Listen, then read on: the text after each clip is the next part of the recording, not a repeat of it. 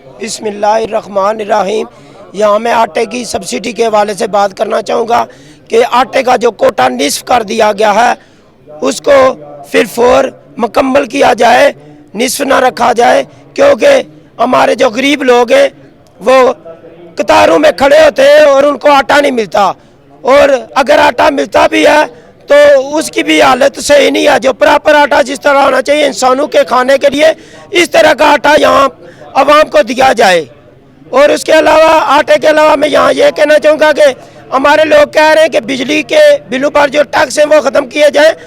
یہاں میں یہ کہنا چاہوں گا کہ یہ بجلی جو پیدا کی جا رہی ہے، 2 دفعہ آپریشن کی گئی ہے منگلا ڈیم کی، اور 2 دفعہ ہمارے ضلع میرپور اور تحصیل ڈڈیال کے لوگوں کو مصیبت جھیلنا پڑی ہے اس منگلا ڈیم کی وجہ سے۔ تو یہاں میں یہ کہنا چاہوں گا ہمیں بجلی بالکل فری دی جائے۔ اس وقت گورنمنٹ پاکستان نے وعدہ کیا تھا کہ ڈڈیال اور میرپور کے لوگوں کو بجلی فری دی جائے گی، اور اس مہنگائی کے دور میں صرف ڈڈیال اور میرپور کے لوگوں پر اتنا زیادہ ظلم ہو رہا ہے۔ اگر اوورسیز پاکستانی نہ ہوتے تو ہمارے ڈڈیال اور میرپور کے لوگوں کا جینا محال ہو جاتا۔ اگر ہمارے جو سرکاری کرسیوں پر بیٹھے ہوئے لوگ ہیں جو ہم وزیر منتخب کرتے ہیں، یہاں ان سے میں یہ کہنا چاہوں گا کہ عوام سے خاص طور پر یہ کہنا چاہوں گا جب وہ وزیر ووٹ لینے آئے تو انہیں بتایا جائے کہ اب ہم آپ کو اس وقت چنیں گے جب آپ ہمارے سے کیے گئے وعدے پورے کریں گے۔